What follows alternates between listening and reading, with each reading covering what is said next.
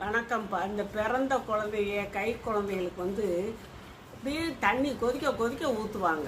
அது குளிச்சு வர்றப்ப பார்த்தீங்கன்னா உடம்பே செவந்து வெந்து போன மாதிரி வரும். அப்படிலாம் செய்யவே கூடாதுப்பா. அது நரம்பெல்லாம் குழந்தைகளுக்கு பாதிக்கும், நல்லதில்லை.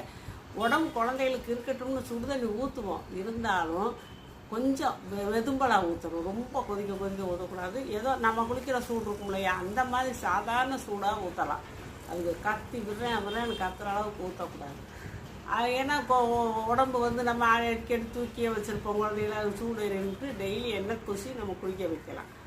அப்புறம் இந்த கொஞ்சம் ஒரு 6 உட்கார்ற வயசு வந்துருக்குல்ல, அதுக்கப்புறம் வெயில் காலமாக இருந்தால் ஒரு பெரிய டப்பில் தண்ணி வச்சு குழந்தைங்கள அதில் உட்கார வச்சுக்கிட்டு நம்ம பிடிச்சிக்கணும். பிடிச்ச ஒரு 10-20 நிமிஷம் தண்ணியில் விளையாட விட்டோம்னா அவங்களுக்கு உடல் சூடு குறையும், வயிற்று பிரச்சனை வராது.